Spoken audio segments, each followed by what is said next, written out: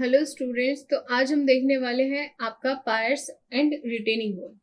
देखो, अगर हम सबसे पहले तो रिटेनिंग वॉल समझते हैं। रिटेनिंग वॉल होते क्या है?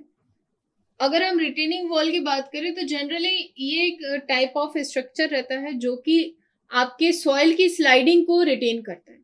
मान लीजिए कि अगर आपका कोई हिली एरिया है या कोई भी एरिया है, अगर आपने यहाँ पे इस एरिया में क्या करा, ये इस तरीके से हमारा एरिया था। अब इस एरिया में हमने क्या करा, यहाँ पे हमने सॉइल को फिल कर दिया। अब सॉइल को फिल कर दिया तो ऐसा तो है नहीं कि सॉइल खुद सेल्फ रिटेन कर सकती है, ऐसी वाली पॉसिबिलिटी नहीं है ना। तो सॉइल की कंडीशन होती है कि वो बल्किंग और बल्जिंग ज्यादा करती है। तो अगर आपने किसी भी तरीके का कोई भी स्लोप बनाया है और आप चाहें कि यहाँ पे सॉइल रुक जाए, तो is it possible? No, it is not possible. तो उसको हमें रोकने के लिए एक स्ट्रक्चर बनाना पड़ेगा, और ये जो स्ट्रक्चर बनाते हैं इसी को हम कहते हैं रिटेनिंग वॉल। एक तरीके की आरसीसी वॉल बना दी जाती है ना। उसका कुछ इस तरीके का स्ट्रक्चर होता है, ऐसा। ये तो यहाँ पे आप स्टेम भी अलग अलग टाइप के होते हैं ना, इसको हम कहते हैं आपका स्टेम, जो कि क्या करता है, रेजिस्ट करता है यहाँ से जितना भी सॉइल आएगा, है ना। ये कंटिन्यूअस ऐसा वॉल बनता जाएगा, है ना। ये ऐसा कंटिन्यूअस वॉल रहेगा। तो जितना भी यहाँ से जितना भी सॉइल आएगा तो ये सॉइल को क्या करेगा, रिटेन करके रखेगा। मतलब सॉइल को बाहर की तरफ जाने नहीं देगा। तो अगर हमारा कोई भी ब्रिज बन रहा है तो ब्रिज में हम लोग यहाँ पे क्या करेंगे, रिटेनिंग वॉल का यूज करेंगे। अगर आपका जो ब्रिज है वो 7 मीटर से कम है, तो 7 मीटर से कम है तो कैंटिलीवर का यूज करोगे। और अगर 7 मीटर से ज्यादा है तो फिर आप काउंटर फोर्ट रिटेनिंग वॉल का यूज करोगे। काउंटर फोर्ट में क्या होता है, कैंटिलीवर कुछ इसी तरीके से रहती है, कैंटिलीवर एक्शन होता है। और काउंटर फोर्ट में हम क्या करते हैं, काउंटर फोर्ट रिटेनिंग वॉल में अगर 7 या 6 मीटर के ऊपर अगर आप जा रहे हो तो इसके ऊपर क्या हो जाती है, हाइट बहुत ज्यादा हो जाएगी। अगर हाइट बहुत ज्यादा है तो फिर ये जो वॉल है ये अपने दम पे खड़ी नहीं रह सकती। अगर यहाँ से सॉइल का प्रेशर आ रहा है तो इसके ब्रेकेज के चांसेस बहुत ज्यादा इंक्रीज हो जाते हैं। तो हम लोग यहाँ पे क्या करते हैं, इस तरीके से काउंटर बना देते हैं, ऐसा स्ट्रक्चर बना देते हैं। यहाँ पे हम काउंटर फोर्ट बना देते हैं ना, आपके जो भी आपका हील स्लैब है, हील स्लैब के पास में ये आपका टो कहलाता है।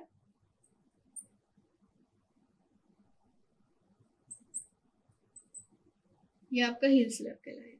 तो हम क्या करेंगे, यहाँ पे एक काउंटर फूट दे देंगे। अब ये काउंटर फूट क्या करेगा, आपकी जितनी भी मिट्टी है तो उसको रिटेन भी करेगा, इसके साथ साथ ये जो वॉल है इसकी स्ट्रेंथ को इंक्रीज कर देगा। तो हमारे जितने भी ब्रिजेस हैं, अगर ब्रिजेस ऐसी साइड पर बन रहे हैं जैसे कि आपका हिली एरिया है, या फिर आपका ऐसा एरिया है जहाँ पे हाइट ज्यादा है या आपने हाइट ज्यादा रखी है, उसके लिए आपने कोई सॉइल को वहां पे फिलअप करा है, तो वहां जहां पर हमें सॉइल को रिटेन करना है ऐसी जगह पे हम लोग वहां पे रिटेनिंग वॉल का यूज करते हैं। इसके बाद अगर हम पायर्स की बात करें तो पायर्स क्या रहते हैं, जनरली जब भी आप ब्रिज बनाओगे तो ब्रिज बनाते टाइम हम लोग क्या करते हैं, इस ब्रिज को आप नंबर ऑफ पार्ट्स में डिवाइड कर देते हैं। और नंबर ऑफ पार्ट्स में डिवाइड करने के लिए आप किसका यूज करोगे, यहाँ पे कॉलम्स का यूज करोगे। तो ये जो आप कॉलम्स का यूज कर रहे हो इसी को हम कह रहे हैं पार्ट्स, है ना।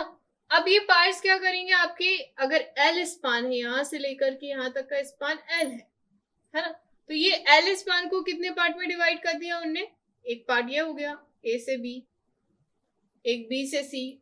तो आपका इस तरीके से इनने 2 पार्ट में डिवाइड कर दिया। तो यहाँ पे L/2 यहाँ तक की लेंथ हो गई आपकी, और L/2 यहाँ तक की लेंथ हो गई आपकी। अब यहाँ पे आने वाले लोडिंग केसेस भी ये क्या करेगा, किसी ना लोडिंग केसेस को भी क्या कर देगा, डिस्ट्रीब्यूट कर देगा। आधे लोड यहाँ पे लगेगा, आधा लोड यहाँ पे लगेगा।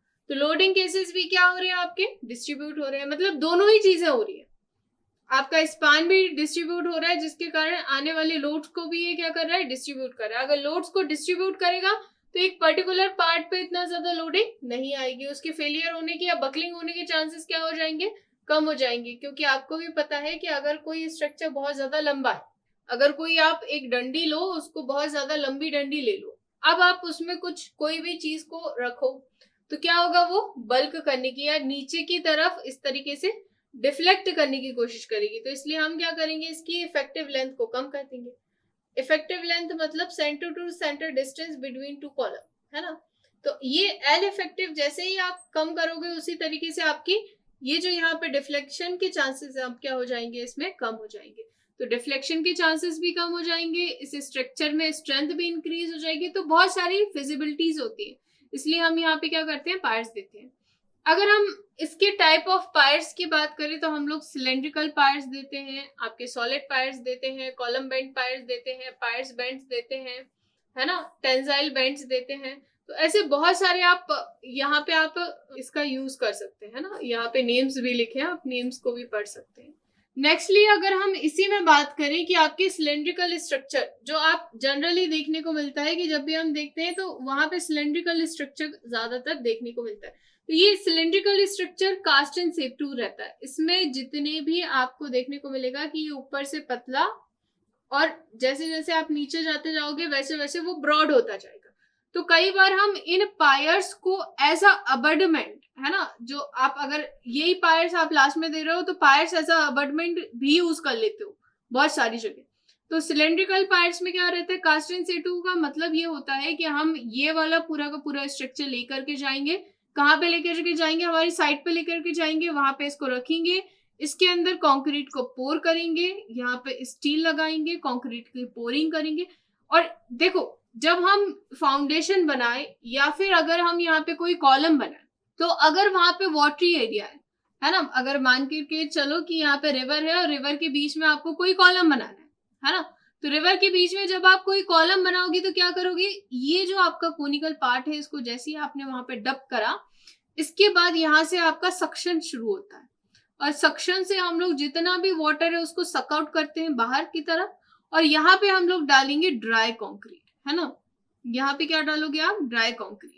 तो ड्राई कॉन्क्रीट इसलिए डाला जाता है क्योंकि यहाँ पे ऑलरेडी वाटर का कुछ ना कुछ पार्ट, आप कितना ही सक्शन कर लो उसके बाद फिर भी यहाँ पे कुछ ना कुछ पार्ट वाटर का रह जाता है। तो यहाँ पे हम पूरा का पूरा ड्राई कॉन्क्रीट डालेंगे। फिर उसमें वाइब्रेटर्स का यूज करा जाता है। वाइब्रेटर्स का यूज इसलिए करा जाता है क्योंकि हमने यहाँ पे ड्राई कॉन्क्रीट डाला और यहाँ पे कहीं ना कहीं वाटर की अवेलेबिलिटी तो मिलेगी।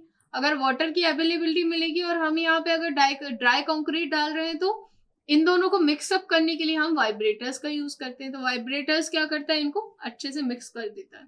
फिर वाइब्रेटर्स का यूज करने के बाद जब यहाँ पे अच्छे से मिक्सिंग हो जाएगी फिर हम क्या करेंगे, ये कास्ट कर करके यहाँ का जो भी स्ट्रक्चर है, ये जो स्टील स्ट्रक्चर है, इसको हटा दिया जाएगा।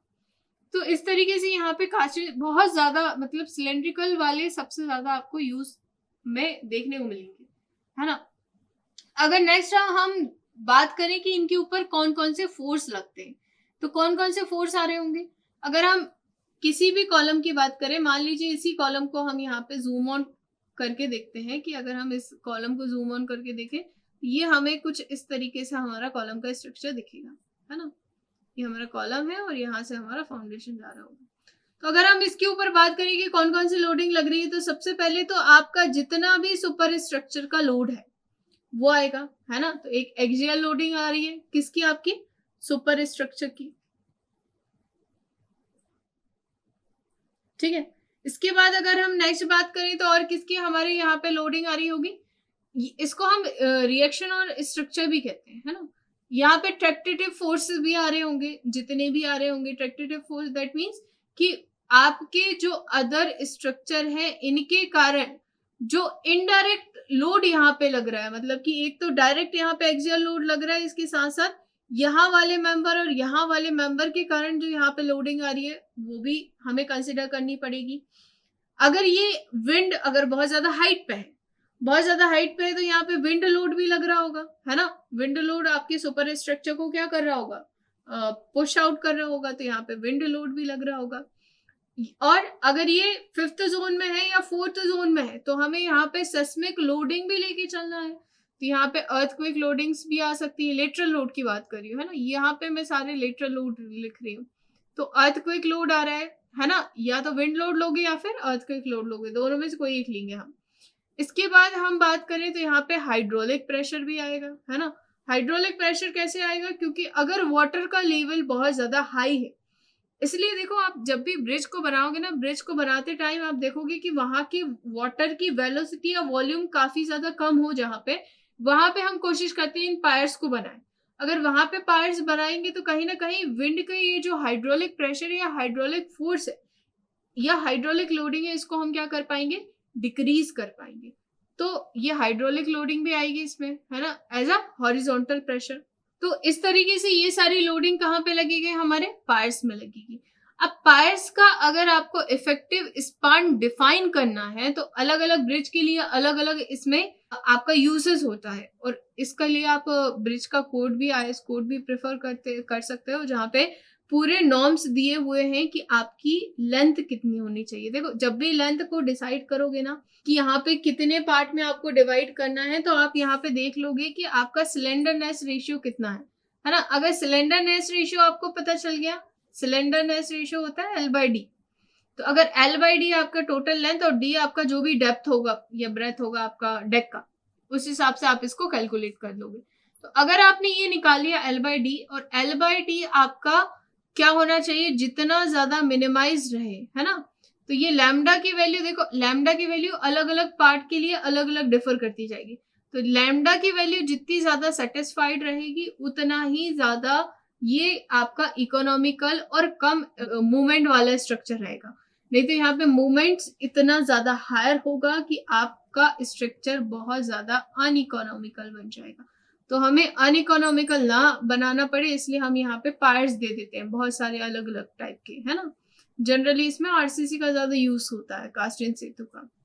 सो आई होप कि आपको सारी चीजें समझ आई होंगी। Thank you for watching.